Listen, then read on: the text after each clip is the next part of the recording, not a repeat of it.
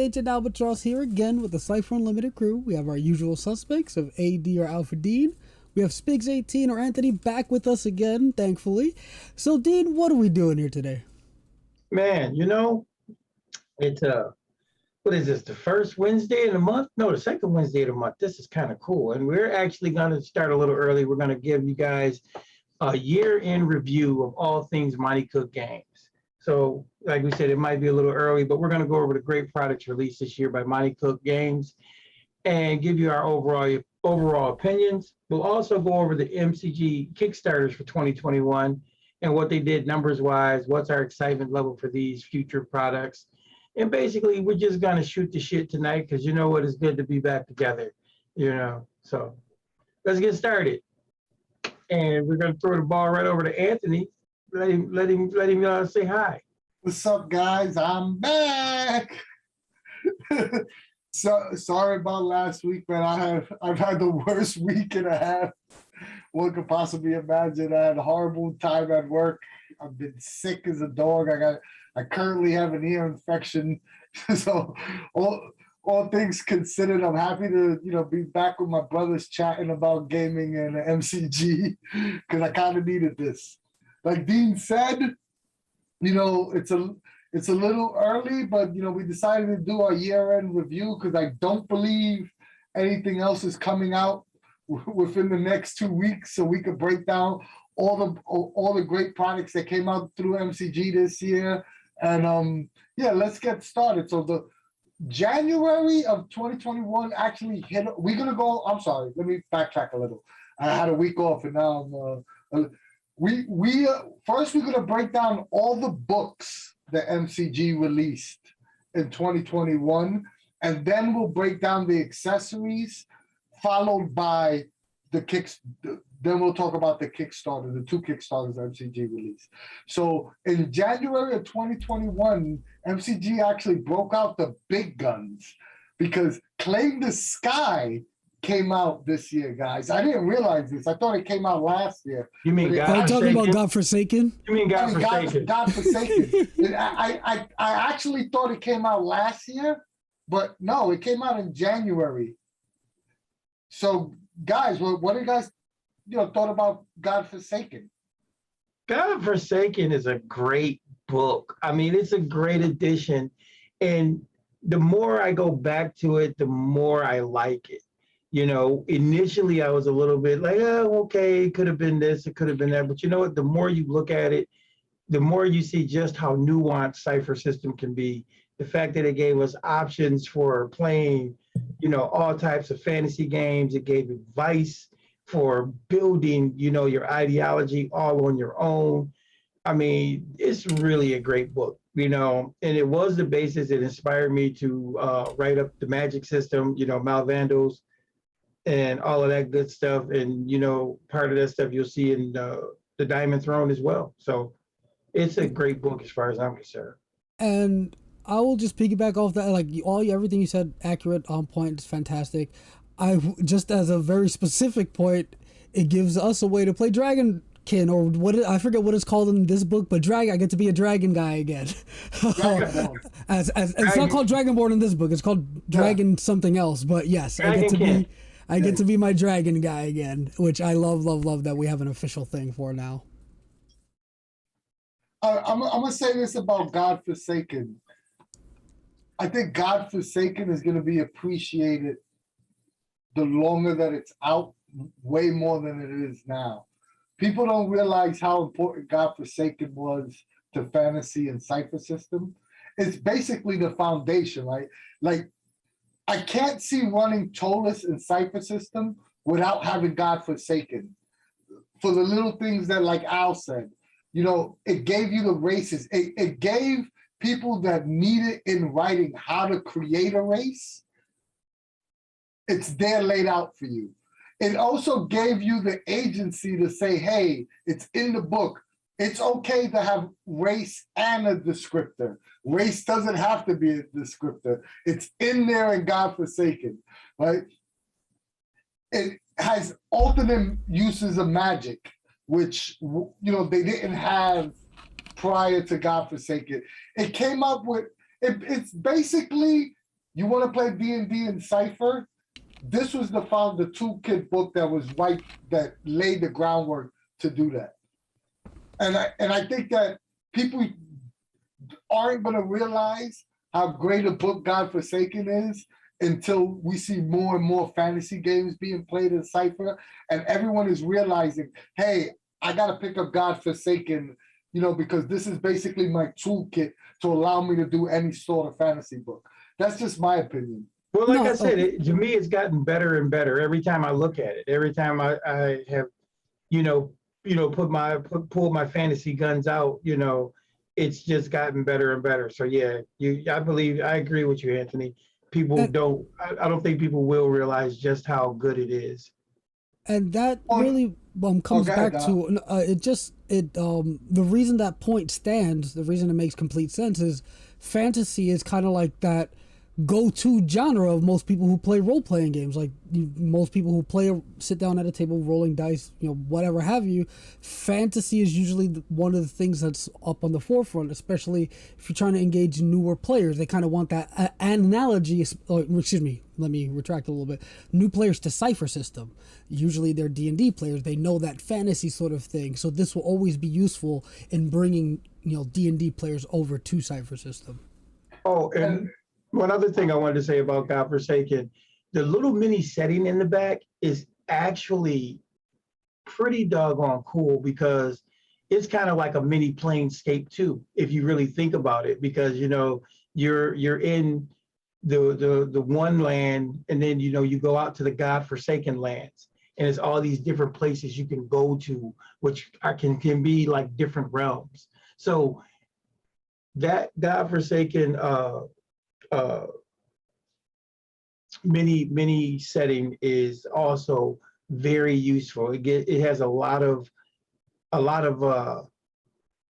fodder that you can build off of. It's also worth mentioning as well, and there's a question in chat that I'm definitely going to address, but it's also worth mentioning as well, is that, which we didn't bring up, is that Godforsaken also brought some of the iconic fantasy monsters to the Cypher system multiverse, stuff like Basilisk and Lich and Manticores, stuff that are traditional fantasy creatures that weren't statted out in Cypher before. So, and a lot of those creatures are actually really cool outside of fantasy games too, right? Which is the beauty about, we'll get about this later, but it's the beauty about having a universal system is that you could throw a Manticore into your sci-fi, your hard science fiction game just as easily because it's all equally statted out the same. But it did bring a lot of the iconic fantasy creatures that we currently didn't have statted out. So in that sense, it was really cool. It was just a really good toolkit. We had someone in chat mention the only complaint I have is I was hoping for a little more spell options. Still super new to the system, which is great. Awesome. Welcome. And this and Infinite Construct are where I'm learning the system. First off, Claire is the teacher. You definitely catch anything from Infinite Construct. Her videos are awesome if you want to learn the system. But the best thing I would say to you is that it's like Dean's famous saying, change your mindset. Right? Because spells aren't hard-coded written out for you. They're more descriptive in Cypher system. So any ability could be a spell, but if you took Godforsaken and Ptolus together, you do have a good list of spells that are fantasy-esque for your adventures to use. But I will say that Ptolus works best with Godforsaken, if that's And let me address that real quick too, Anthony, what they were saying about spells. This is something that we were doing, we kind of experimented with, and then when Godforsaken and Ptolus came out, they just solidified it, they codified it right in the rules.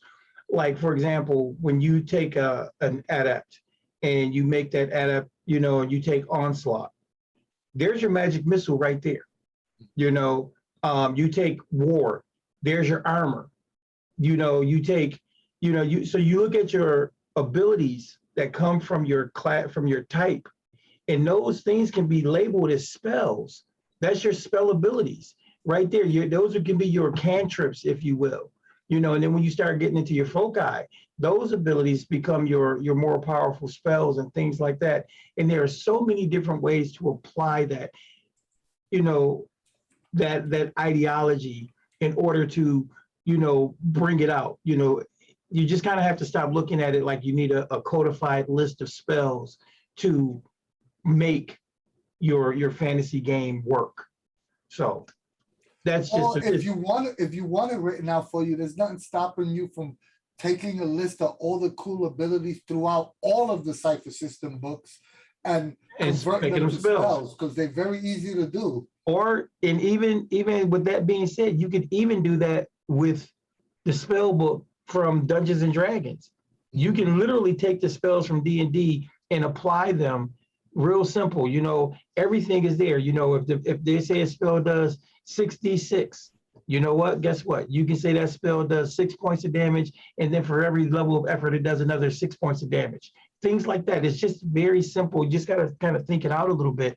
And if you ever want to have a, heart to heart about developing those type things, just hit me up or hit any of us up really on the web, on the Discord or Facebook, and we'll talk about it. All right, you guys, Godforsaken is a must-have, in my opinion. Definitely collect it. If you're playing Fantasy and Cypher System, you need it. Are you guys ready to move on to the next book that was released? Absolutely. In 2021. The next book that was released was Edge of the Sun. I believe it was part of the Liminal Shores Kickstarter. Yes, it was. I could be wrong, but I'll double check.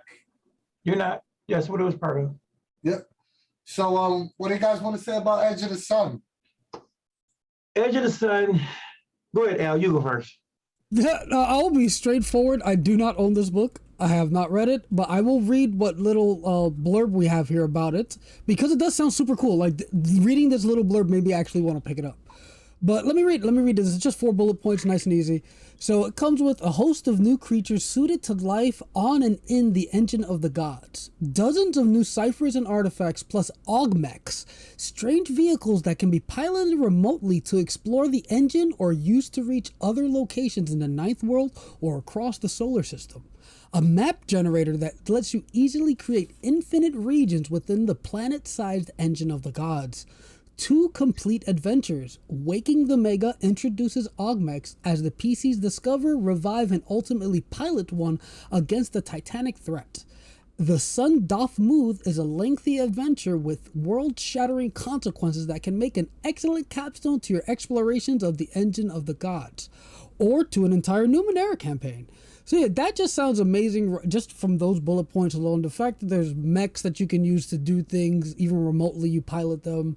That map generator sounds awesome. Like just even outside of Edge of the Sun, like using it to generate your own maps for other things. That sounds fantastic. And personally, I haven't actually, I've read it, haven't put it to the table yet.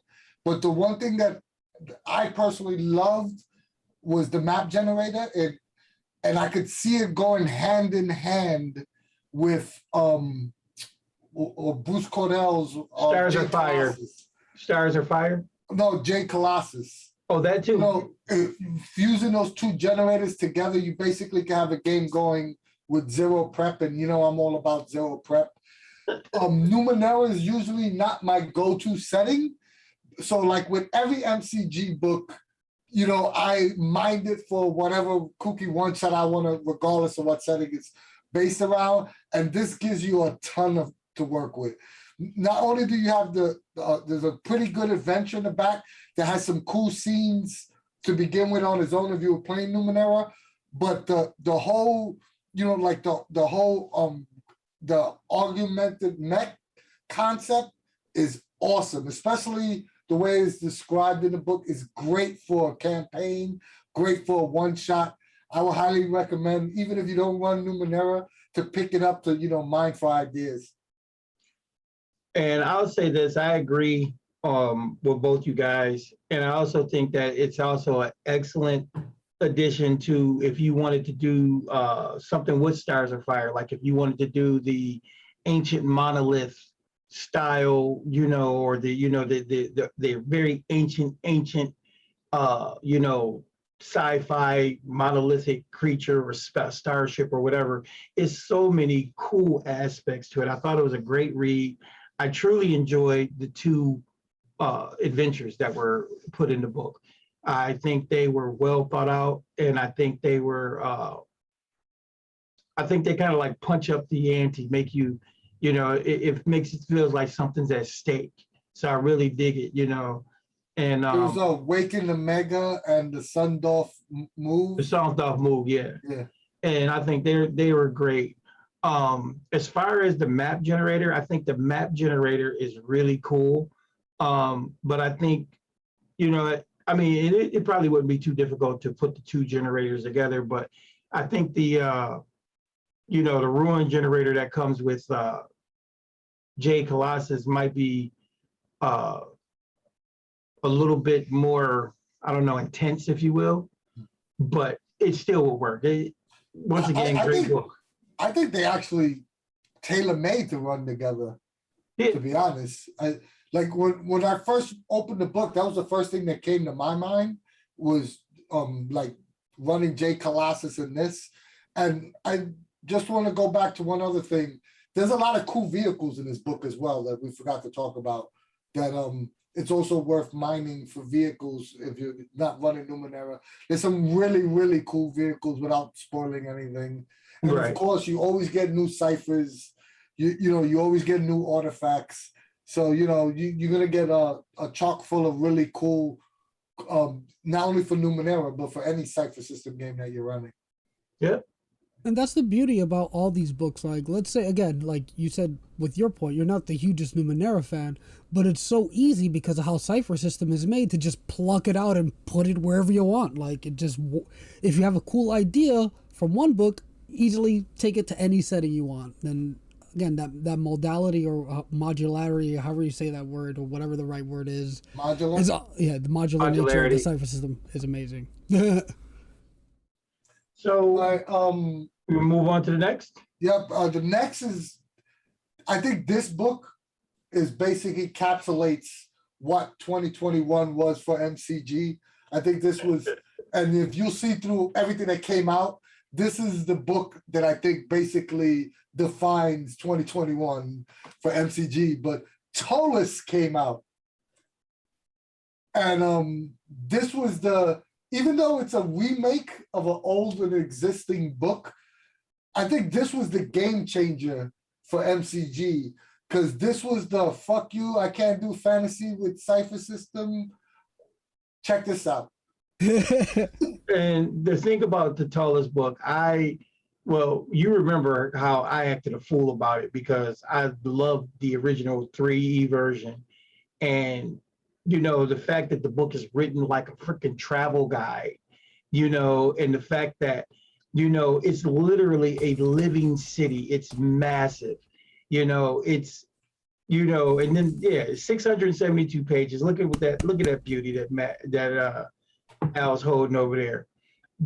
And I think that's one of the most brilliant things about it was because not only did they do it for Cypher, they did it for 5e as well.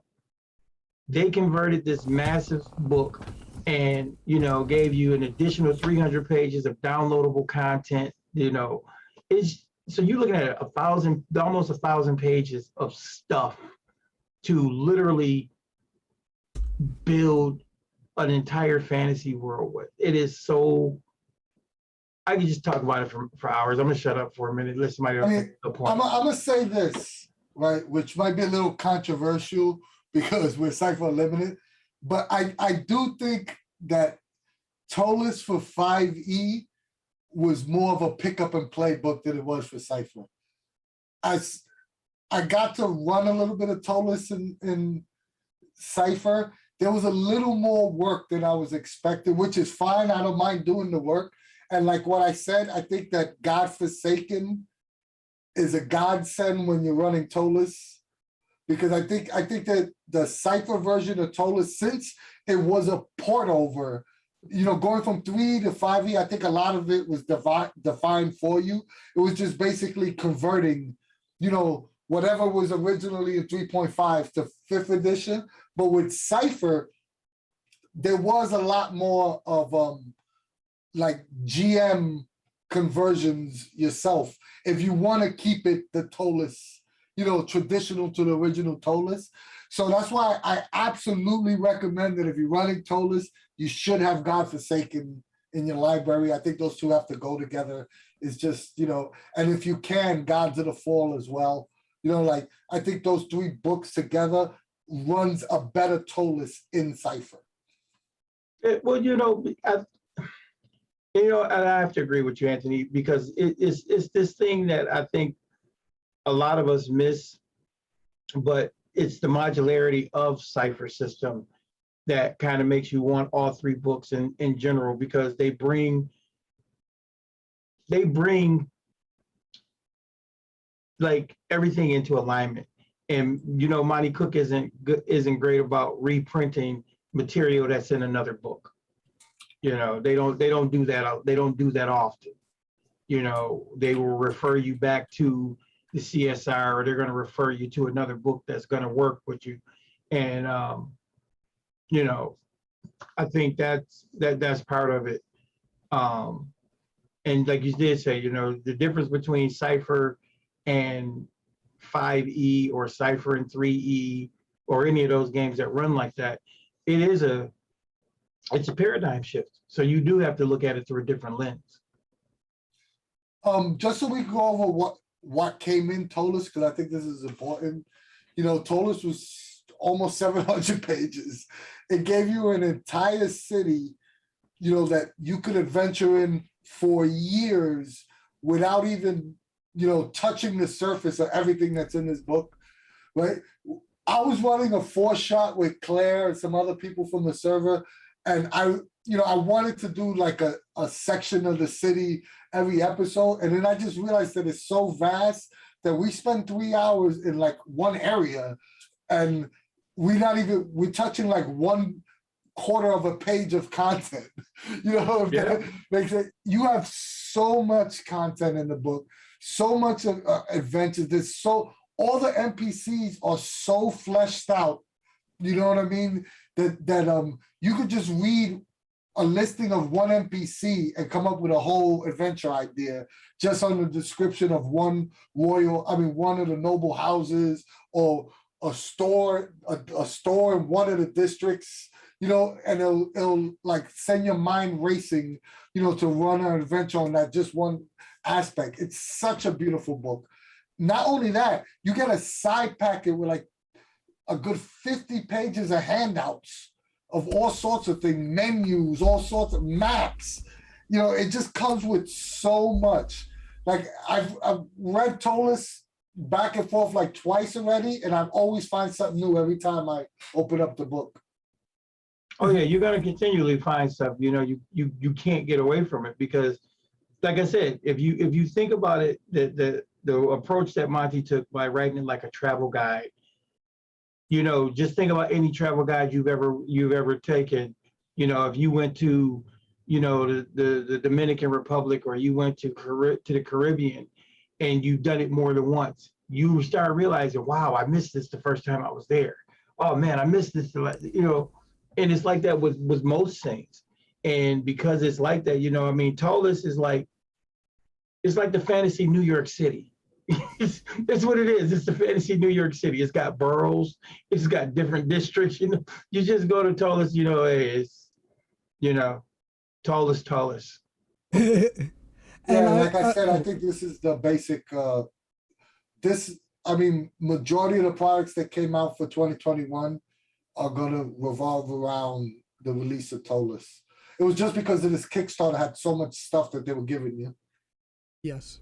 Damn, I forgot. Oh, what I was gonna say was, even though, again, you guys know me, I'm not one to run like pre-established settings or whatever have you, and this is one hell of a pre-established setting. But just like Anthony was saying, there's so many cool little things in the book that I'm probably going to say this a million times in this video, you can pluck it out and use it in your own personal games. Like that inn that you found super interesting in Ptolus, boom, now that's the inn in your city. Or that one cool NPC in the book, boom, now that's a cool NPC in your city or like setting. You don't have to run Ptolus as is, and that's again why I love Cypher System and these sort of things. It kind of, again, I don't know if this is a normal mindset to have or whatever have you, but whenever I see cool things in books, I think of not how, I mean, they are cool within their own right in their setting book, but I think of all the cool ways to apply them to my own things in my own games. And I just love the way Cypher System opened your mind to that. Yeah, it's just a fantastic book. Yes. I had lofty expectations when they announced Ptolus in the Kickstarter, and I wasn't disappointed when I got the book in my hand. So that's like the best compliment you can absolutely give. Not at all. I was actually surprised. It was so much fun to revisit it. Al, you want to say the next book that was released for 2021? So next one we got here, and kind of falls in the same boat as what you call it for me personally, Edge of the Sun. I don't own it, but the little blurb sounds super cool. But either way, the next book here is Where the Machines Wait. And let me go ahead and get that link for anybody who wants to look at it in the store, and I'll read that little blurb about it. So Where the Machines Wait is a 5e mega adventure for characters of roughly 5th level. It can be played as a series of short ventures into the grave of the machines, easily placed between other adventures in your campaign. Its deeper plotline can be introduced at any time, or you can ignore it and explore the ruin. Where the Machines Wait includes new creatures, new items, a new playable species of mechanical construct-like characters, the Cirque. And you guys know I'm always a sucker for new options and whatnot, so the fact that they mentioned a new... and I like construct-type beings whenever they're present in some sort of game, so I love seeing that. And the fact that it comes with this ruin that you can explore, and again, I haven't looked at the book. I have to assume there's some sort of map or like very detailed description of the ruin. Again, I love seeing that sort of stuff because I can say, hey, now this ruin is my ruin. But yeah, that definitely seems really good for 5e. Yeah, and this was part of the Arcana of the Ancients Kickstarter. I think this was probably the last release. That was the last reward. Yeah, the last reward. Once again, I own the book. Since I don't run much 5e, I basically glanced over it, to be honest with you. It looked like a pretty fun adventure. Can be easily converted to Cypher System if you wanted to, and Numenera, because it's very, the characters are very similar. I don't know if I believe it's 5e only. It is. I don't believe they did a conversion for Cypher at all. It was not, this was all from the Arcana of the Ancients. No, someone that asked entire thing was all 5e. Someone asked in chat. I was just replying to somebody else in the chat. Yeah, it's only for 5e. It was actually, but it's a good adventure. I got it. I read it. Most of the books that come through the door from Monte Cook, I'll sit down and try to read them cover to cover. And I really enjoyed the adventure. Like Anthony said, easily convertible to a Cypher game. I kind of dig the way they've woven the fantasy aspect. It really takes you back to the good old days of, barrier peaks and stuff like that, where it's not, it's still a fantasy world, but there's this crazy science aspect to everything. I enjoyed the adventure. I thought it was really good. I thought it was very well thought out as far as the approach and how you kind of end up in the ruin and how everything breaks down. It was pretty cool. So yeah. Also, I want to bring this up. I know this isn't necessarily about the 2021, but I love the art direction of all the Arcana, the ancient books. The way the art wraps around on both sides. Yeah. If you notice, all the 5e MCG books have that wraparound art, which is awesome. I don't know if it was done intentionally only for 5e, but this one isn't no different. I love the way they did all their 5e art for all the Arcana and the Ancients books. Well, Bear's a pretty brilliant dude anyway. So I'm gonna move on to the next one, guys. Yep. So the next book that came out was Vertices. Vertices was a pretty interesting book overall. 8 dangerous adventure sites that connect to the data sphere. So this is all Liminal Shores. Liminal Shores came out with a bunch of stuff that, introduced the data sphere in a very big way. It had, all these different levels of things. So the nice thing with Vertices was, like I said, it was inside the maze of steel and crystal pillars lurks demons and blade hounds from worlds beyond. 7 huge boulders float nearly imperceptible a mile above the earth. Legends say ancient gods put them there. A massive rib cage rises out of the ground near a giant weathered skull. Creatures in the area, from simple insects to terrifying ab-humans, grow to monstrous sizes. This book had so much stuff in it. It had new ciphers, artifacts, and creatures, 24 NPCs to rival explorers, and a detailed random settlement generator. And they're really getting good with those random generators that they keep coming up with. The settlement generator is really, really cool. I've used it to, do stuff in other games, and it complements Voices of the data sphere perfectly. So I think this was a great product for 2021. Haven't had the opportunity to use a lot of it, but that's because we don't run a lot of Numenera, but there's always stuff in there to use elsewhere. This book was absolutely freaking awesome. And I'm not gonna lie, this was one of those books that I was like, oh yeah, it sounds cool, till I actually read it. This book is awesome. I love you guys know I love toolkit style books. And every single adventure site that's provided in this book is totally different from the next and totally unique. Not only unique to Numenera, just unique in general. Right? The writing in this book is fantastic. The generator is fantastic. The NPCs are really dope. I was like thinking about doing a 1920s detective story, and I'm gonna rip one of the NPCs from this book, which has nothing to do with 1920 detective, but just the way the characters described was so inspiring. This is a must-have. This book is rapidly moving up my top 10. It's definitely in my top 10 of Numenera books, but it's moving up in my top 10 of Cypher books. It's a great book. Yeah, and I will say this as just an end note, because like most of these Numenera books, I do not own them because I don't run much Numenera. But what you're saying sounds so cool that I might have to pick these up. It's always nice to have these toolkit type books, and I love them too because I like to take things. But yeah, definitely like. You know what this book is like, Al? This book is like Worlds Numberless and Strange, but in Numenera. Not to the extent of adventures, but the extent of ideas. Right? I think Worlds Numberless and Strange is just, that's one of my favorite books of all time. I think that's a must-have to have whether you play The Strange or not. But this has that feel, like that you pick up a page and you read, like you're reading one of the set scenarios, right? And then it like takes you to your mind racing to 5 different directions that you could go with it, whether you're playing Numenera. And that's the same feeling I got from Worlds Numberless and Strange. So it's like comparable to that to me. Yeah, hearing you compare it, especially knowing how much you like Worlds Numberless and Strange. Yeah, that's a high praise right there. There's a great. I'm with Anthony though. It really is.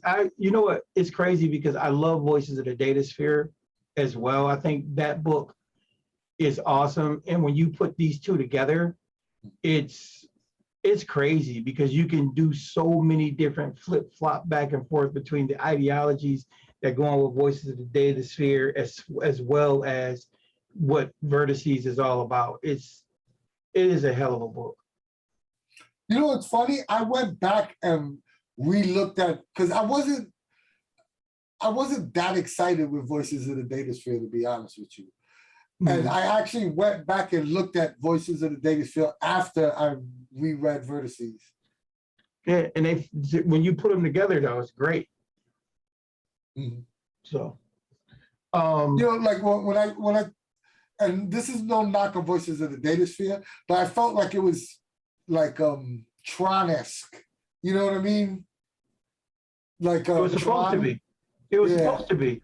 But And but to me, it was supposed to be Tron, but it was far more expansive in its scope, which made it, which for me made it that much more. And see, Tron was one of my favorite movies as a kid.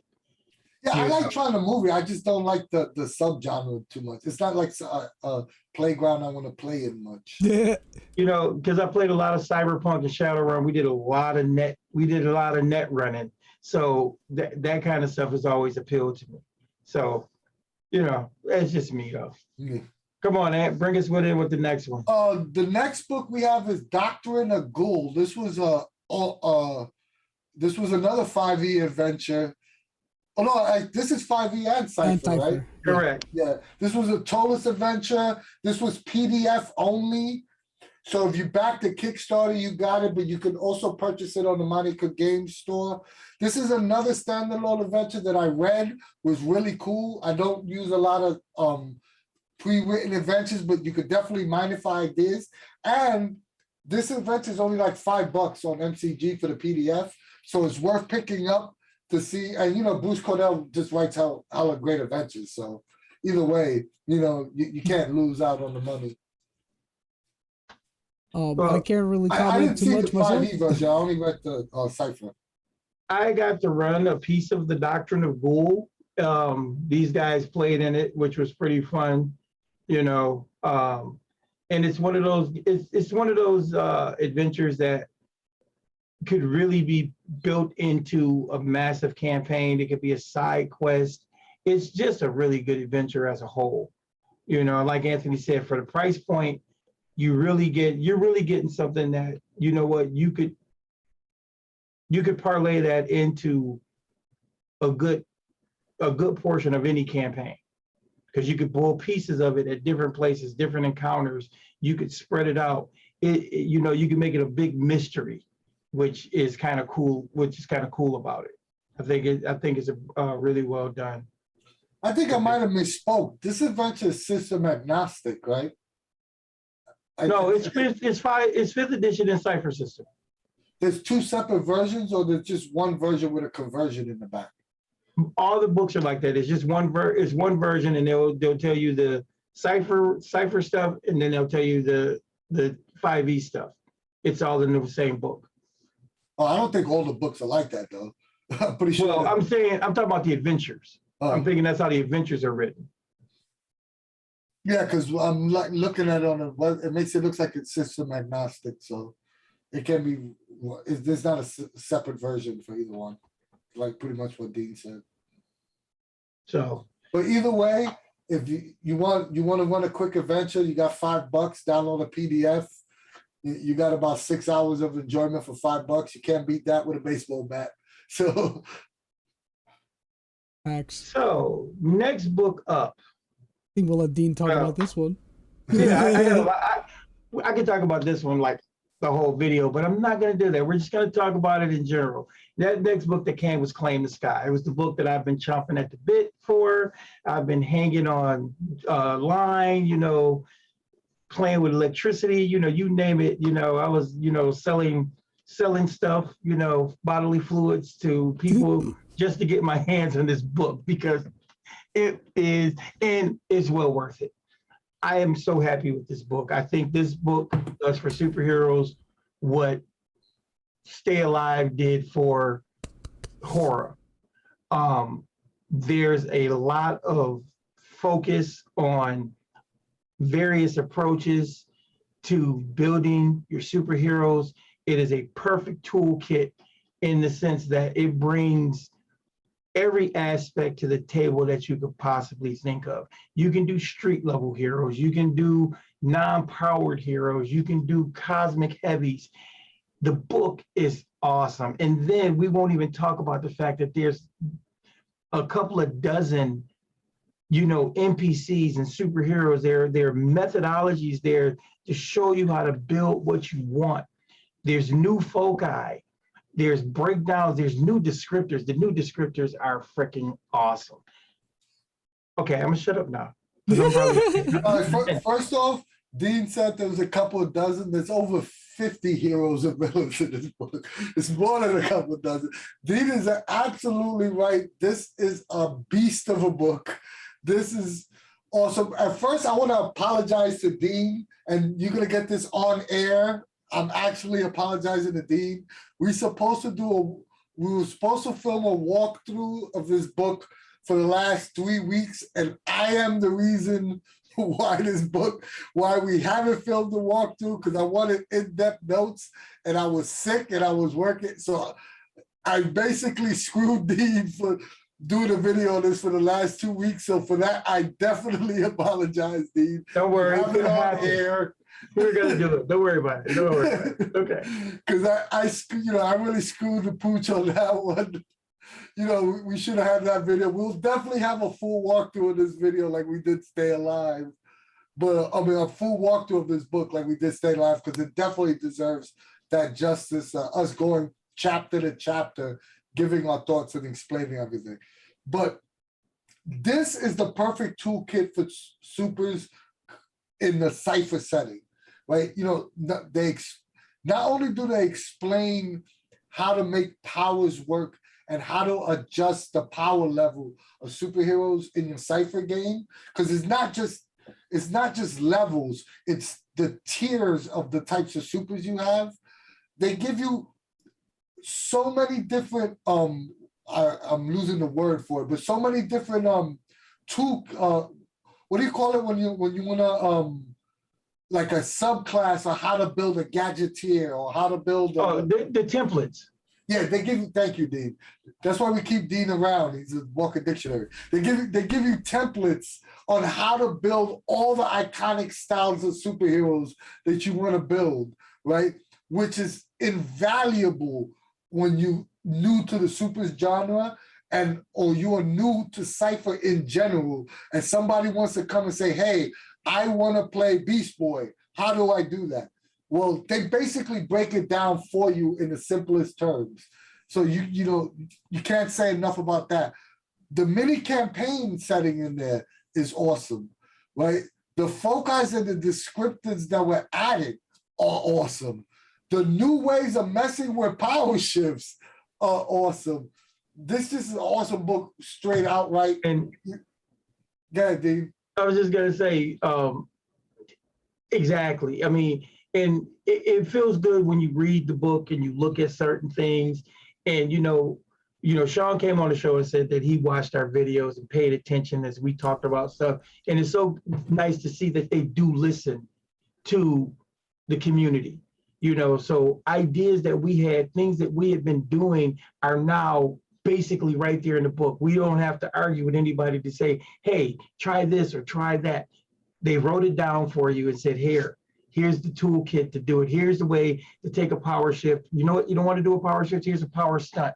What you need to fly at tier 1. Okay, here's the prodigy, ability, and you can give up a low tier ability for this higher tier ability. This way you could have the character you want. You could play the character you want, and it opens up a plethora of different ways of viewing the foci in general, just to make any superhero you want. I am like, I keep telling you, I cannot wait to run some more supers. We might as well say this now, and I'm gonna put Dean and Al on the spot. We have Sean K. Reynolds coming on within the next 2 weeks to run us in a one-shot of Claim the Sky. I want the chat. Go to the YouTube channel tomorrow and tell what kind of superhero you want Al to play, what kind of superhero you want Dean to play, what kind of superhero you want me to play, and I guarantee you, we will create those superheroes for the game with Sean. So let chat tell us what we're playing. I'm definitely super open to that idea. That sounds super fun. But just anecdotally, or an anecdote or whatever, I was talking about Jake this. Would be awesome. He would be awesome. I was talking about this to my family. I forget who in specific, but I was like, I was just looking at my phone when we're having these emails with Sean. I was like, damn, it's wild that we get to run, we get to play games with the people who write these books and whatnot. And I was like, yeah, we're gonna do a superheroes one next. And I was like, damn, well, who can I be? I was like, I'm gonna be Coward Man to just run away from everything. I run away really good. But that's just I'm not again stuck on that idea, but I would love to see what the audience here thinks we should play. It's kind of funny that I actually did that with Sean already. I had Sean tell me what kind of superhero I would be. I had made a character already, but whatever, we'll do the community one. But just so everybody know, my sentence for the character I had created already was Cavalcade is a uncanny warrior who wields an enchanted weapon. That was my original character, but we're going to do this thing that Anthony. You min-maxer. So he's still like I'm super excited about the game too, but like I haven't sat down with the book to make a character or anything yet. Anthony. And Dean made his character weeks before we even talked about. Months. All right, so chat. We go to the will this video be up on YouTube tomorrow? Go to the YouTube and in the comments section, if you want how to play a specific character, you want me to play a specific character, you want D to play a specific character, post it on the YouTube video, and we will pull our characters from whatever comments come from the YouTube video. And if we happen to get multiple, comments or whatever have you, like let's say we get 3 or 4 suggestions for Anthony or something, whichever one has the most likes are the one we'll go with. Yeah. That's a good way to decide it. Whichever suggestion has the most likes, that's what we're doing. And it's going to be hella fun just creating those characters, because that's one thing about supers and ciphers and cipher system. They are so fun. The characters are so fun to make because there's so many different directions you could go. And that's one thing, like I'll come up with a character concept and I'll shoot it to Dean. And Dean would be like, yo, you should do it this way. Like entirely different like mindset of how to construct a character, but it'll give he's hitting the same style of character just from a totally different direction. And we bounce well off each other coming up with characters that way. It's a lot of fun. I love creating, well, you already know, I love creating characters. You tell me min-maxing. Hi, min-max. And of course, super characters are always super fun to craft. They're just, even if we're not basing them off of like an actual superhero from a comic book or movie or whatever have you, just looking at what you can possibly have a superhero do when you have like the limitlessness of Cypher system, along with most superhero settings don't really have upper caps on what they can do. I mean, there are levels of superheroes, but like just any level of superhero really opens up like so many options, so many ideas, and it's always a fun setting. Oh, and we have to say something again too. One other thing I need to say about we can definitely do the character creation on stream. I'm sorry, Dean, I cut you off. Yeah, no, that's fine. We'll do it. Yeah, I'm with you. Yeah, we could definitely do it on stream. What I was going to say the day before actually of the actual stream. What I was going to say as well is that the Boundless setting is written by Monte himself, and that setting is so cool. They do a great. I think with these the books over here, those books right there. I think all the mini settings are brilliant. They just work, and they are so inspirational for you to build upon. They give you just enough that your brain should like explode and you should be able to build whatever you want. The Boundless, it is boundless. It is awesome. So, that is another reason just to get the book if you just need some inspiration for your setting. All right, so Claim the Sky is a must-have. We setting up. We actually have, Sean gave us a couple of dates that he wants. I hired him back because I was sick as a dog. So I'm finally like getting out of the fog. So I'm gonna hit him back tomorrow and we'll figure out a date for the game. But definitely, we also have a 4th member playing, which I have a 4th member right now scheduled, but we'll announce it when that's we'll news get closer to me. To the date. And even it's a surprise for me too. Nice. Yeah, I think I told you. You just have a bad memory, but maybe you might be right. I don't know who Captain Carrot is. Is that from the Tick? But I would definitely play the Tick. The Tick is an awesome character. Spoon! Oh man, I haven't seen the Tick in so long. Is Captain Carrot from the Tick as well? Oh, the DC Comics from 1980s. I have no I'll idea. definitely check it out though. I'll play anything. I don't Same. care. I'll play it. No matter how obscure, no matter how weird the power might be, I'm definitely down to try to craft it in Cypher System. Yeah. El Chapulin, Colorado. What is that from? You know, we're going on this whole like claim the sky tangent. Yeah. Okay, You guys got me let's get looking back at to the stuff. video. But hold on a sec. Now that we passed the Claim the Sky, you know, we discussed all the books that were released this year. But there's one particular product that came out that doesn't fall on any category, physical book or gaming accessory, but it's something that was entirely groundbreaking. This product that we're talking about that came out in 2021 is The Darkest House, y'all. What do you guys think about The Darkest House? Because this one is very interesting. I'm going to say this, and I'm going to just leave it at this. The Darkest House, some of the dopest shit I have ever got my hands on. And it is totally and utterly, as far as I'm concerned, it should be the future of mega adventures. I want adventures for Cypher, other Cypher games, and everything else built on this platform, because it's a totally digital product. It gives you everything you need, from music, it gives you cues, it gives you visuals. You know, I played around with it on my 75-inch screen television in the living room, and you set the mood, man, it is so immersive.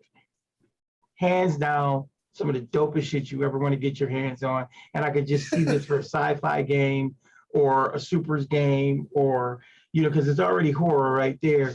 You name it, it could be done. Monty, MCG, please make us some more Darkest House products. All right, I will say Style this. products. Al, you want to go or you want me to go? I'll just say something real quick, because again, like most of these things, I'm gonna just be straightforward with everybody right now for pure transparency. I have very much lacked the mental energy to sit down and read books or do anything like. But did you play? Were you part of the play test for The Darkest House? No, I did not do the play test. Me and you did it. The concept of this product is amazing. Just how it's all set up, I can definitely see, and maybe we'll hopefully see this done with other settings, with other like genres or whatever have you, because the whole layout of this idea is just phenomenal, especially for this day and age where a lot of our gaming is done remotely. And even if it's not remotely, it's nice to have all these resources so readily available to just throw on your TV or whatever have you, really set the mood. Yeah, it just seems like a fantastic, awesome product. Like, just to have all that stuff wrapped into one place is just fantastic. All right, just so any of our listeners don't know what The Darkest House is, it's a full adventure that's entirely digital. You don't need a VTT to run it. You can run it on you can use any VTT platform. But it's essentially a full 60 hours of gameplay where the GM has all the music, sound effects, every room in this haunted house that can be played in any game setting or genre, because it easily converts any character into this Darkest House style characters, right?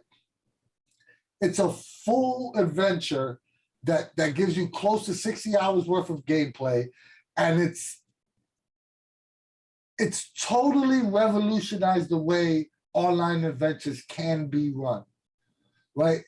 You basically, you click, if someone says, hey, I'm going to the left, you click on a link on the left and all the information pops up for you, gives you images that you could share with all the players. It gives you random tables that will automatically roll for you. You know, it's basically the dummy proof version for GM. Like, you have to be really poor sack to mess up a Darkest Dungeon game, because all the information is directly in front of you. It even gives you options if you want to improvise and you can't think of anything on the spot, right? This, even if you don't like horror, you would appreciate how clever and unique this adventure is designed. Like this is revolutionary, and like what Dean said, I would love to see more products come out this way. Not necessarily, and once I keep it 100% real too, not necessarily through a Kickstarter that I would have to pay for, because I would personally think that they already have this format and technology. They wouldn't necessarily have to kickstart it, but I would like to see even some existing Cypher system adventures converted to this. Hey, let's throw it out there. Can we get a Path of the Planebreaker done in this manner? Can we get a Path of the Planebreaker, adventure this style? Just do one for each of the splat books. Do one for Stay Alive. Do one for Claim the Sky. You would need a full adventure. It's not a splat book type of. I could see J. Colossus converted to this. Yeah, anything that requires you to show people things and to, explore an area, like it's so, and specifically with something like Planebreaker, it would be awesome specifically for that, because all these, again, the whole point of things is you're going to these different planes, so you just click a button, boom, you have all the information for this new plane on your screen. You can send, it'll have links for images for the different sections of the plane you can send to your players.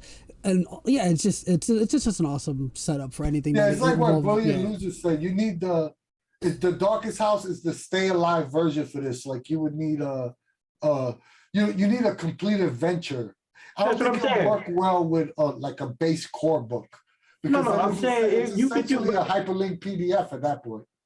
No, I could see them doing a full adventure for, We Are All Mad Here. Could you imagine them taking you to a Fey land like that? Yeah.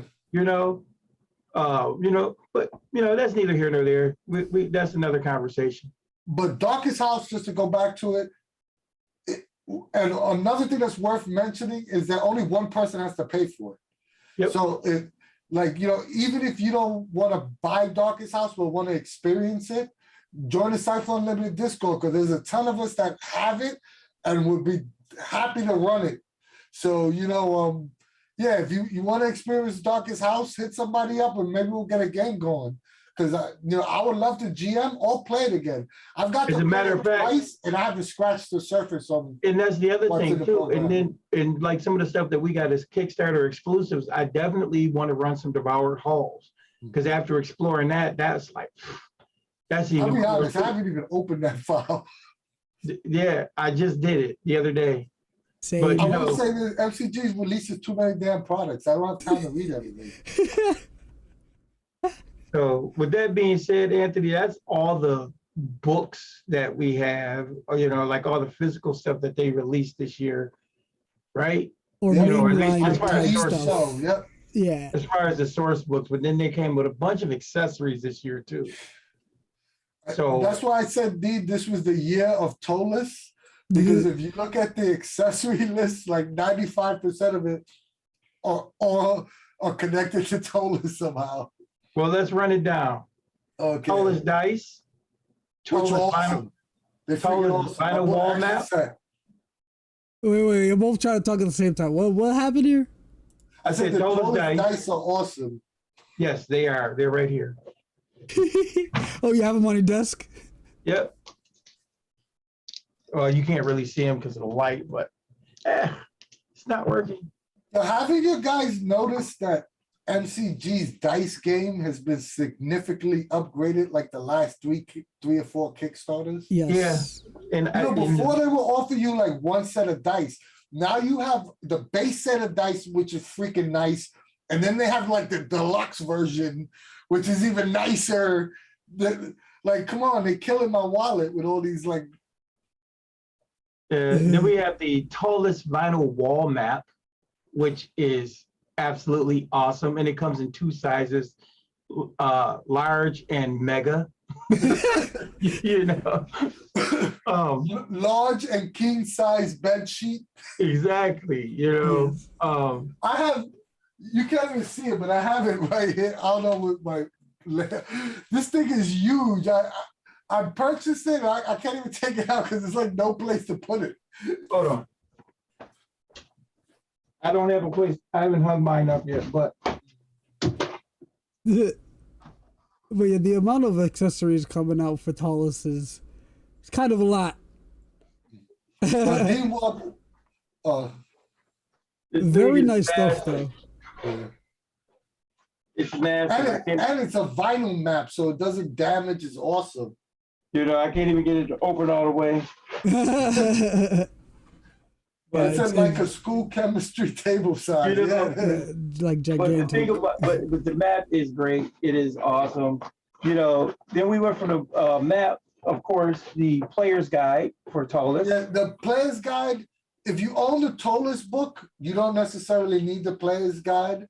But The player's guide is like the first chapter, the first few chapters. yeah, if you want, and it gives you a basic rundown of the city of Ptolus, like a little excerpt or description of each like district. But I will say this: if you're playing in a Ptolus game and don't want to buy the Ptolus book because you might not necessarily run it, this is the perfect PDF to get because it gives you the basic idea of what the city of Ptolus is about. And then, you could just use that to play the game. Or if you're one of those really nice GMs that want to purchase several, I believe in the Kickstarter, we got more than one copy. You got 5. Give them to your players so they'll have a general idea of what, what the city of Ptolus is all about. So it's actually a great product to have. Dean, what's the next one? The Ptolus Extras packet. That came That comes in the back of the book. That comes in the back of the Ptolus book, but you can also order it as well. Oh, look at Kitty. Meow. Oh, nice. I will say this. This is actually worth buying to get a separate copy of. Because a lot of the stuff that are in this book, in the packet, are stuff that you could use multiple times and give to separate players. Like there's food menus, there's little maps of certain sections of the city of Ptolus. There's so if wanted more than one posters. person wants to, like if you want to RP a restaurant a pub experience, you could physically hand 2 players 2 copies of the menu, which is really awesome. Or if you have like 5 or 6 players at the table and you have a little map, you could pass it out to 2 different players. So it's definitely worth having more than one copy. I was lucky enough to have both the 5e and Cypher version, so I already have 2 copies of the map. But if you only have 1 copy, it doesn't hurt to buy a second one. Not at all. Then we move on to the Ptolus character portfolios and character sheets. Those portfolios are excellent. But their portfolio books are always excellent anyway. Because they're like just a small notebook, which is basically a complete dossier for your character. You can put notes in there, you can put quirks in there, you can get artwork, whatever you need to do, stickers. It is, and it has everything in one nice compact place. I think those character portfolios are awesome. Yeah. The next thing that came. I lost one of mine. Oh no. The next thing that came was the NPC deck. And I'm actually enjoying the hell out of it. I still haven't claimed my NPC deck. The NPC deck is, I looked at the PDF version of it. It's all like every other deck MCG makes is awesome. But what struck me about this deck is the artwork that's on the front side of it looks phenomenal. And the reason I haven't claimed it is because I like to claim 5 or 6 things at a time. Yes. And I only have that and GM screen, which we're going to talk about next. Yeah, the art is fantastic on these, and next in line is the GM screen, which is completely system agnostic. It actually is like pages from the player's guide, which is really cool. It's like it brings everything into focus. And it's useful information for the GM, especially when you're starting out. It's a quick reference place, and it's a definitely nice place to hang your notes, And if you want to get adventurous when your cape comes in, you can always, put it in the lining pockets of the cape, and you can look at different parts. So, We still got to look into those capes for real now. Once again, I haven't claimed that, and the MCC deck I haven't claimed. And you guys know I'm not the hugest GM screen fan. I'm sure it'll be useful. It just won't be useful at my table. But I keep telling you, just put it to the side where you can look at it. You don't have to put it in front of you. You don't hey, have I to. already drew the line in the sand. I'll be a wuss if I back out now. I know you're a wuss. It's okay. But what you call it? On top of all these excellent Ptolus accessories, we did get something for Cypher System itself, which was the Cypher System character portfolios and character sheets, which are absolutely gorgeous. I have a stack of them on the side here somewhere. I forget where I put all mine, but yeah, I had plans to give them out to my players for my home game. So they have an easy way to just keep track of the characters all in one spot, but that game kind of fell apart before I could do that. Yeah, and it's so much, it had so much space in there. And they're not even that expensive, right? How much are they? It's what, $20 $20 for 5 or something? $20 like that? for 5 of the portfolios. Yeah. And then of course the character sheets are they're $1.99 in PDF. Yeah, it's get awesome. that link in there. Hopefully it So works. you can get the portfolio. And just so you know, when you do get those portfolios in PDF, they are form fillable. So that's another cool aspect, so if you just want to keep it completely digital, it's form fillable, which means you can use it more than once if it's yours. It's pretty cool. And that was all the accessories released this year.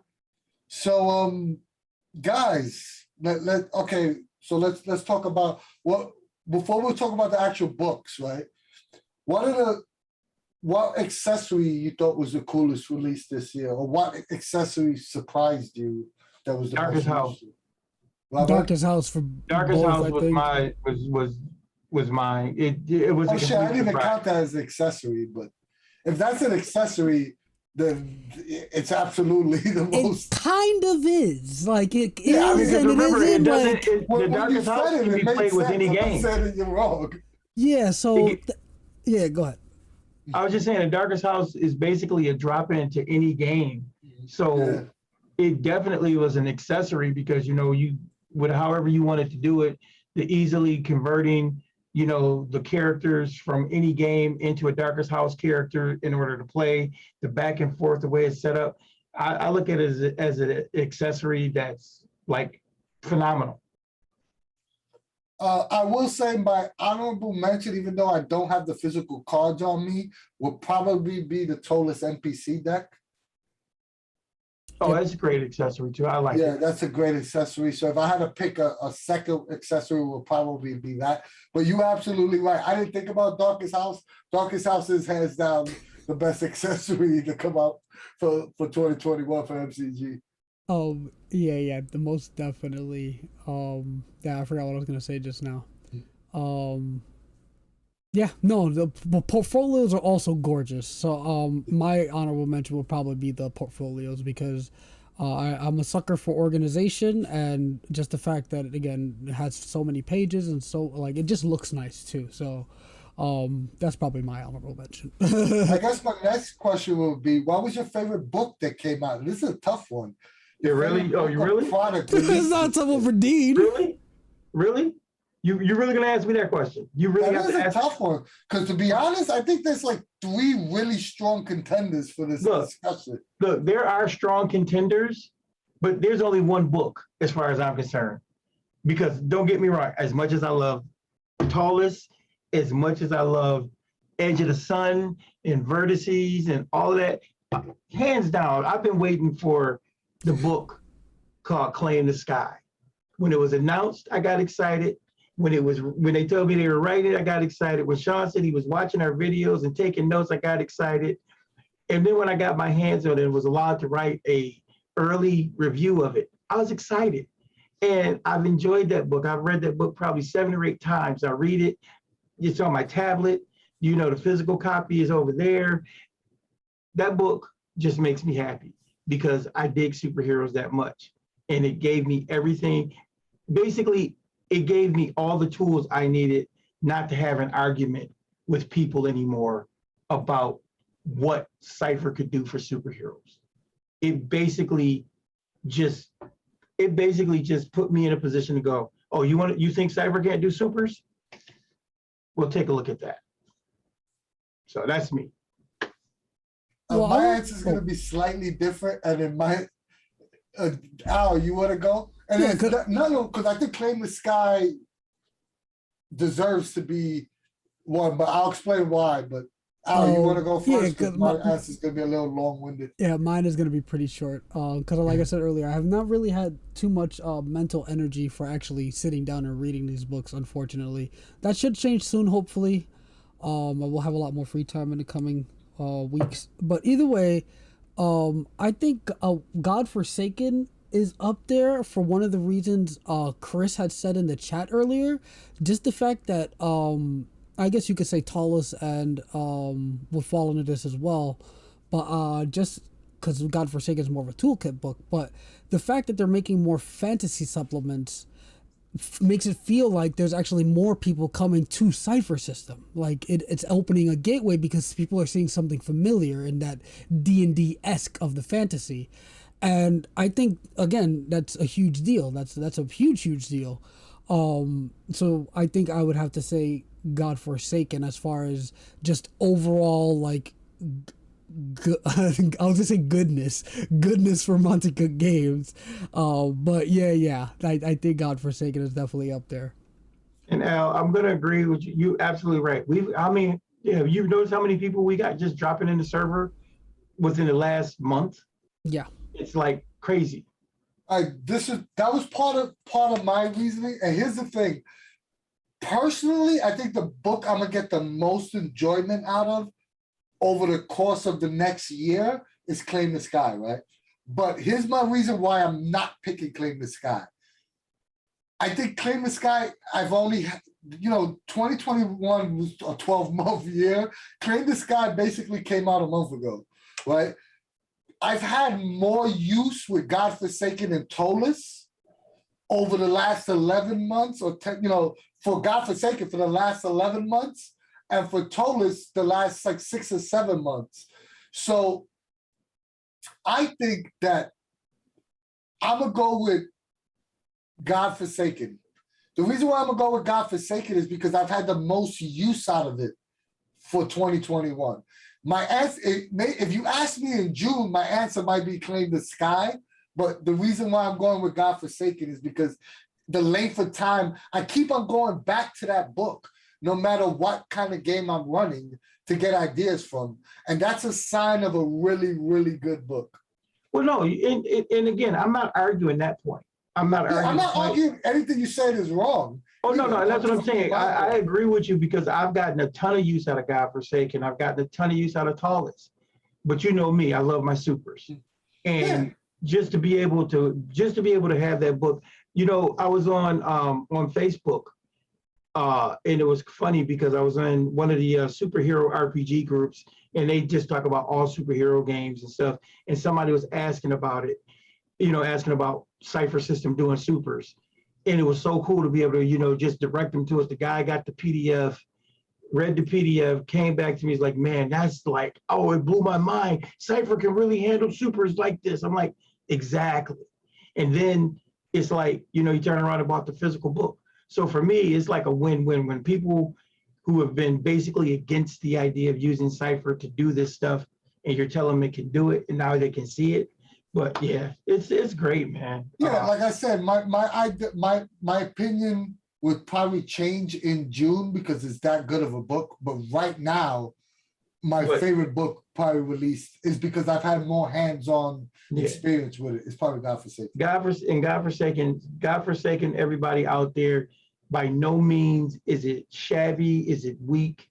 Godforsaken talks about so many cool things. One of the things me and Anthony like, it even talks about like doing wuxia style games and stuff like that. So, you could play, hero or, crouching tiger, hidden dragon style games.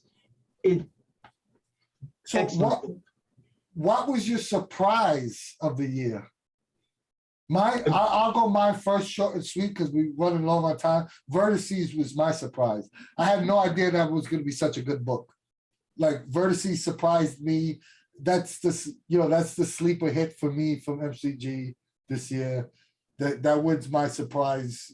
I was totally shocked at how much I enjoyed that book. Surprise, like I said, for me, my biggest surprise this year overall was Darkest House.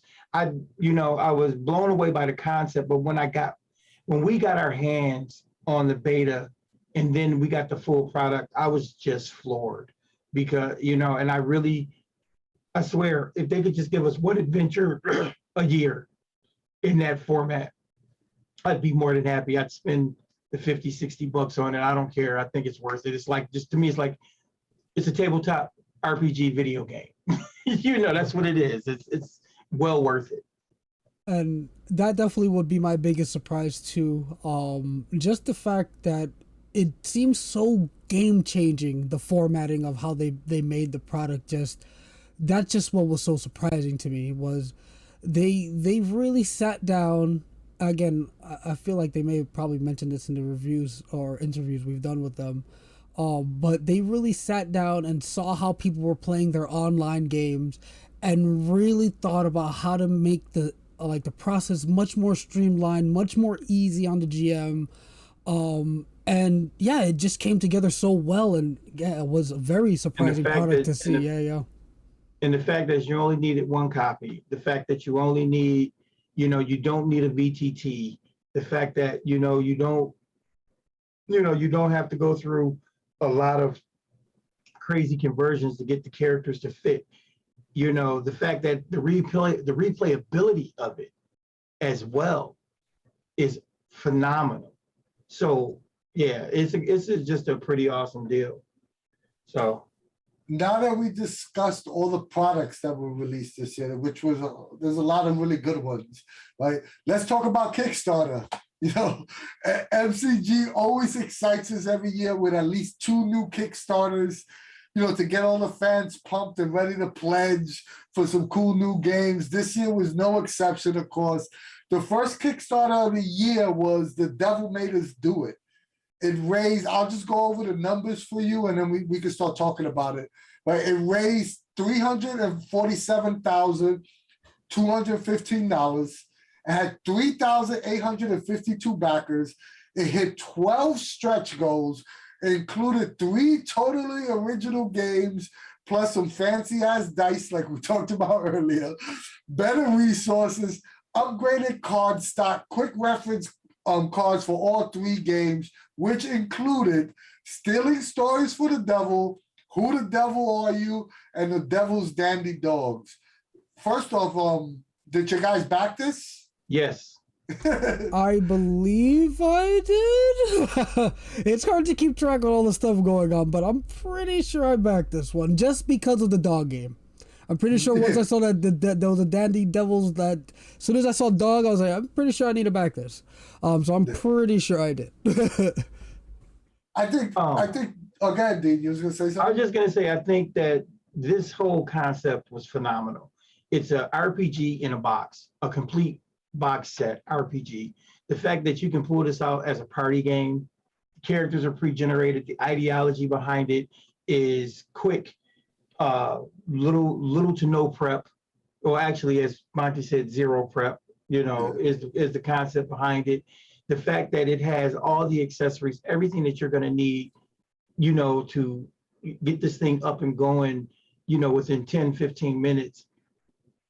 It's awesome. And then, of course, you get the 2 extra mini games in there, which can even be tied into the whole concept of what they're doing as well.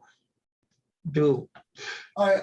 Just first say, we were actually lucky enough to be part of the playtest for this as well. Stealing the Stories for the Devil is a phenomenal. It's like what Dean said. It's I wouldn't call it zero prep. I think there's a little bit of prep, right?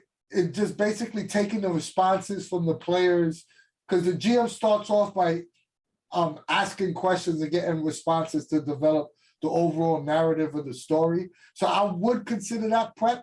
But the second game in this set, Who the Devil Are You, is an even lighter version of Stealing Story for the Devil. And I would think that's zero prep because everything's in the cards.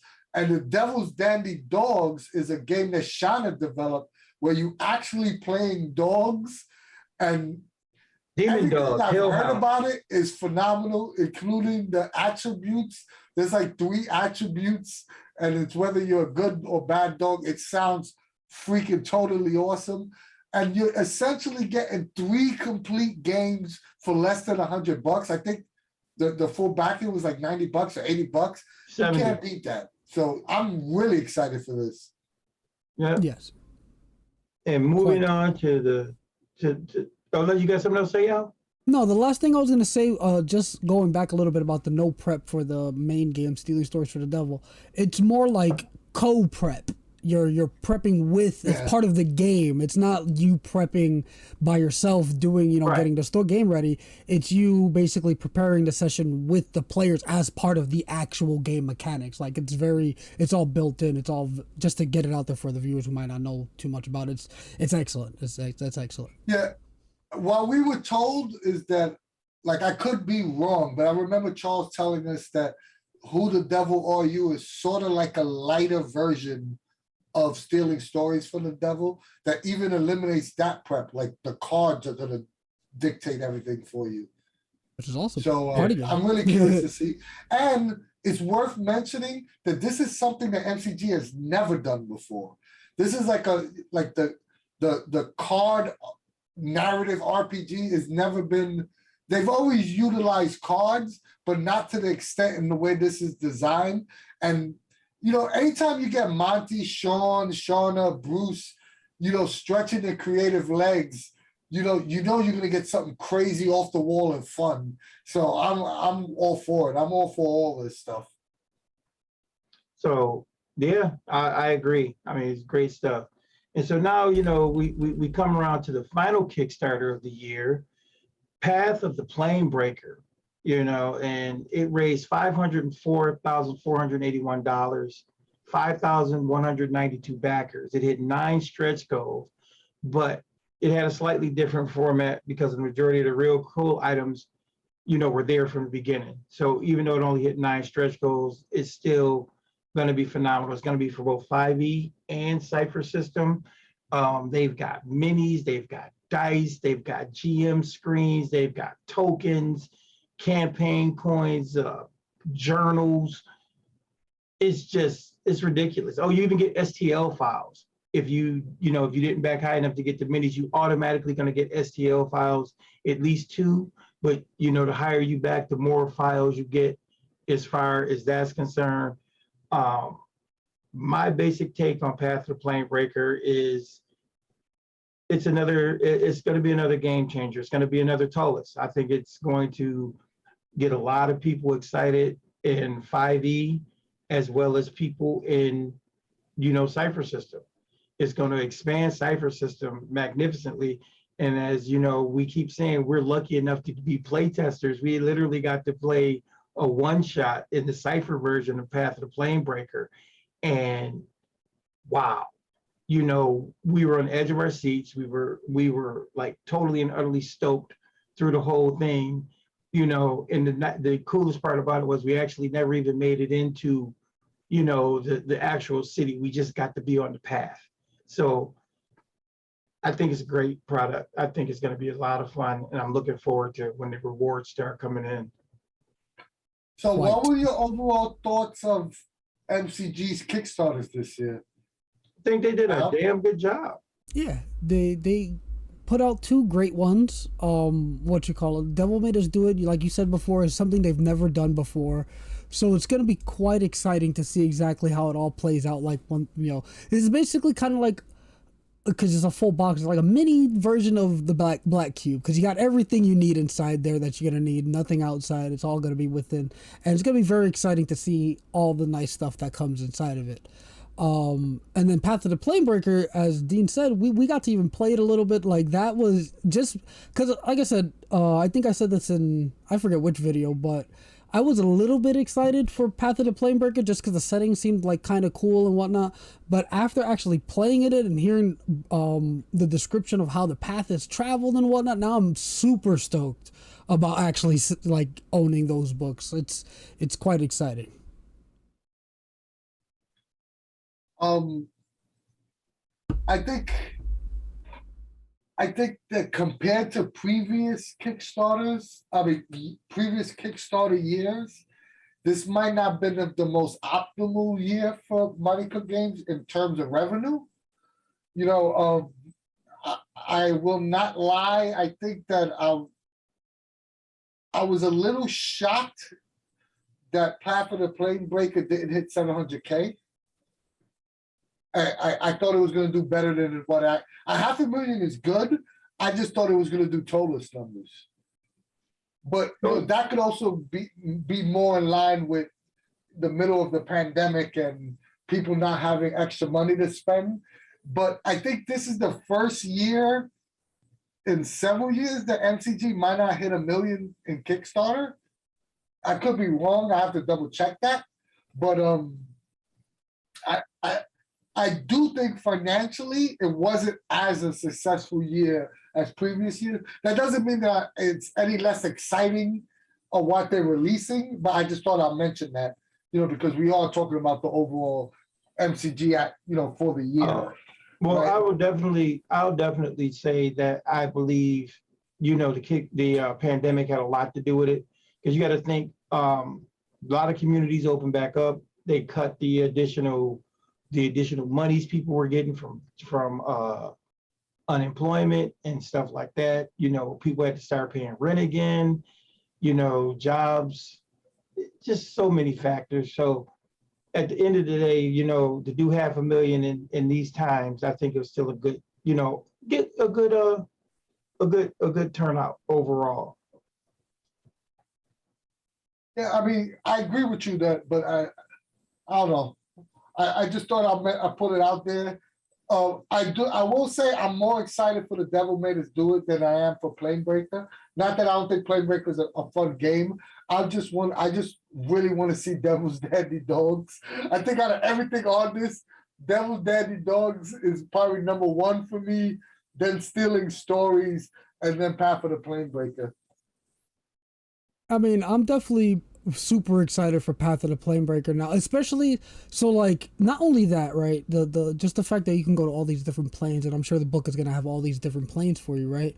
The fact that it's kind of built into the system or the setting is kind of gives you the strange feeling where you can go anywhere you want to go, and you can make a plane out of literally anything you'd like. At least that's how I'm gonna do it.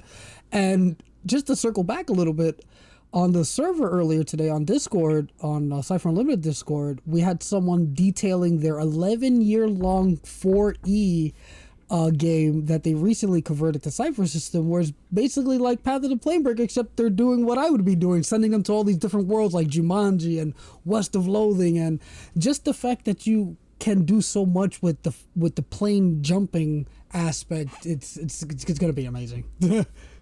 Yeah, I mean, I'm excited. I can probably say I'm equally excited for both if you were talking about that level, because they both gonna have their uses. I mean, I'm looking for, because we played, you know, The Devil Made Us Do It, and just saw how the crafting process, you know, the back and forth, you know, that prep portion or however you want to call it, was brilliant. It was so much fun.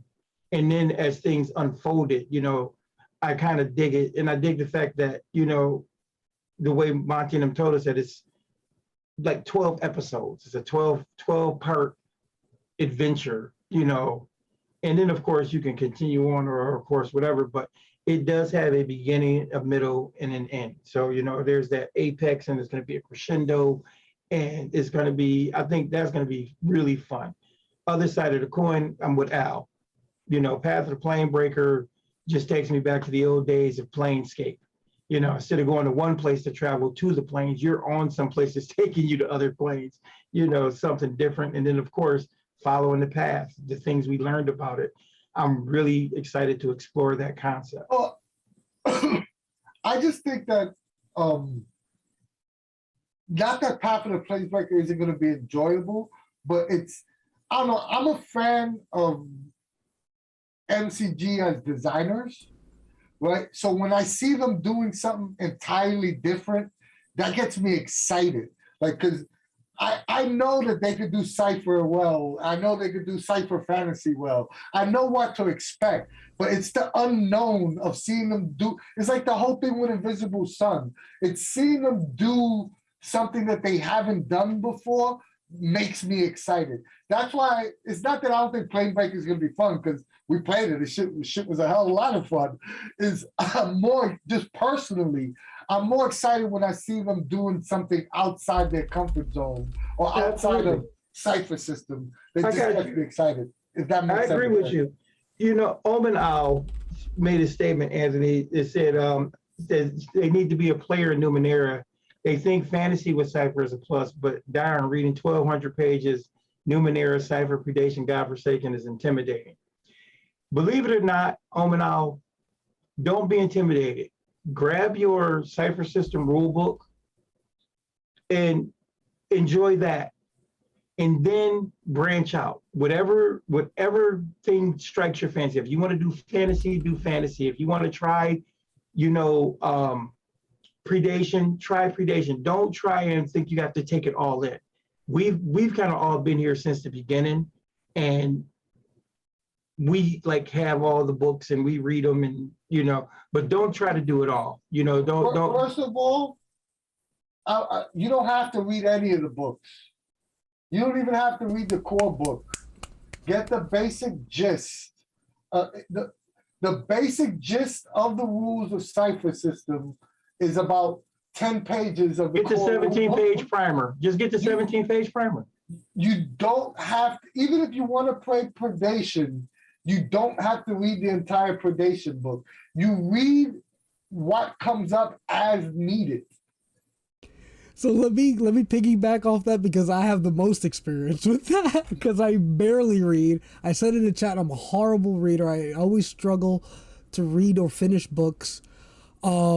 Yeah, I love the fact that you can just sort of cherry pick the ideas that you find interesting from these books and kind of roll with it.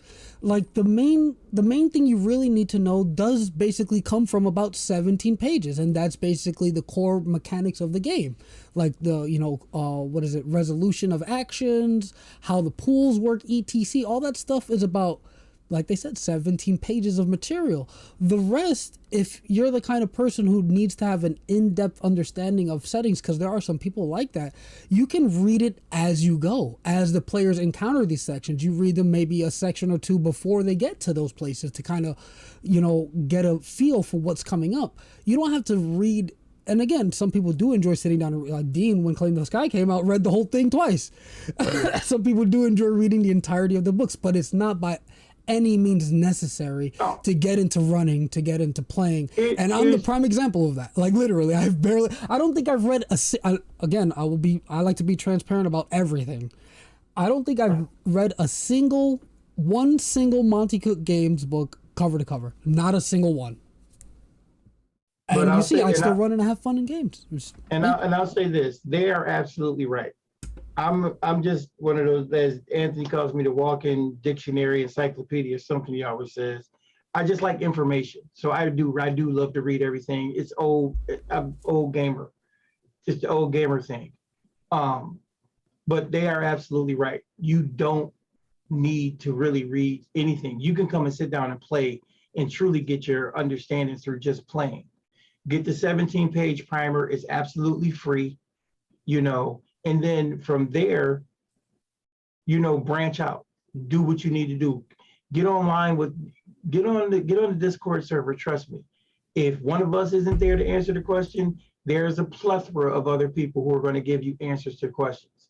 The only thing I'm going to tell you about any answer you get for any of these questions, and that goes for us as well, it is nobody's right.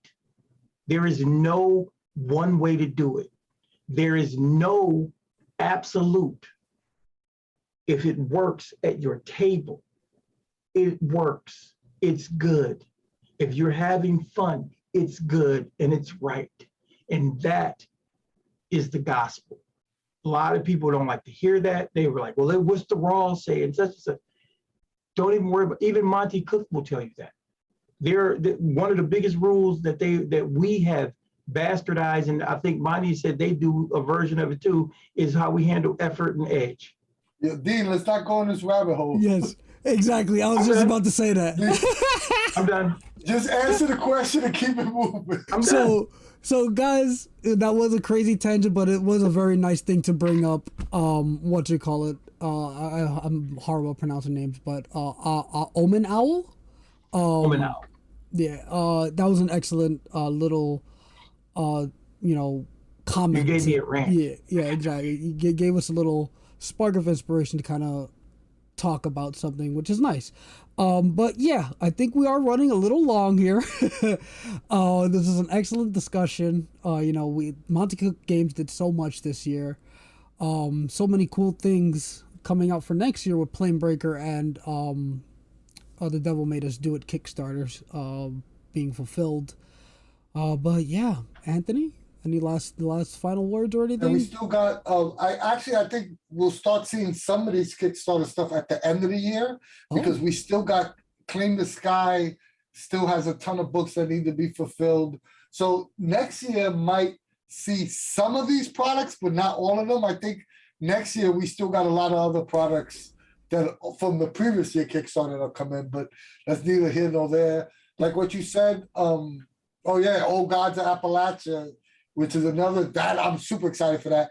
But once again, that's neither here nor there. And also Shauna just made a post about Title Blades as well. I'm super excited for that too. But it's been an awesome year for MCG.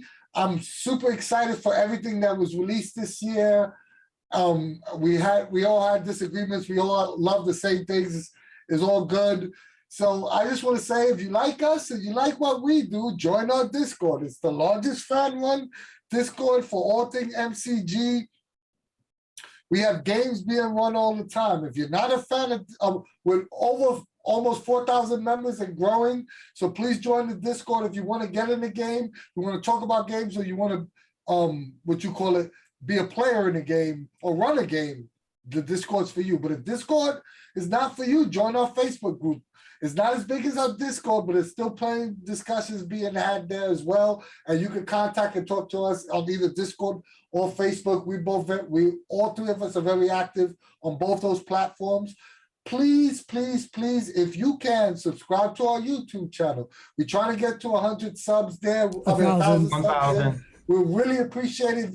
You go to our YouTube channel and like, share, subscribe our videos. Or give us a follow here on Twitch. We really appreciate it. Everything gets uploaded on YouTube the following day. So, if you want to do that, please do that. We appreciate it very much. Or give us a little donation on Ko-fi. Our videos are always free, but it helps us out with little things like Zoom costs. And once again, we really appreciate it as well. Or buy some cool Cypher Unlimited merch. Like this hat I got on, shirt D got on, and Al even has a Cypher Unlimited shirt. The old school logo, but he has a Cypher Unlimited shirt, right? And we have hats, notebooks, mugs. We got capes coming, and of course, every little bit helps. It helps us support our channel, helps us do things like giveaways that we want to keep on doing, and it helps us, just make cool content. And last but not least, guys, this is very important. We love you. Yeah. Dean? Basically, typical. Hey, it is what it is. Come back, see us, hang out with us. You want a game, you want to talk, you want to rant. We like all that. You don't like us, let us know. We like that too. Tell us what we're doing wrong. Tell us what we're doing right. That's the only way we can improve, right? Okay. But yeah, again, thank you guys so much for stopping by. It's been a pleasure as usual. Just remind them about Claim the Sky once again if they want to post in chat. Oh yeah. So yeah, just as a reminder, tomorrow this video will be on YouTube, and we are taking suggestions for characters to play in a Claim the Sky one-shot that's going to be run by Sean Reynolds himself, the author of the book. So yeah, it's going to be exciting. Throw some wacky characters at us. We'll create them. We'll if we have time, we'll actually stream the character creation process for y'all, so you can see how we go about creating these characters. And yeah, don't feel like you have to go with a popular superhero. I would love to see some obscure ideas, even some original ideas for a superhero. throw them at us, and yeah, whichever ones get the most likes, we will work with those ideas. Absolutely. Absolutely. Yeah. Give it to us. We like creating characters. That didn't But- sound like this. Either way, that's a good way to sign off here. So again, thank you guys so much. We love y'all, and from us at the CU, we will see you later. Down with GM screens.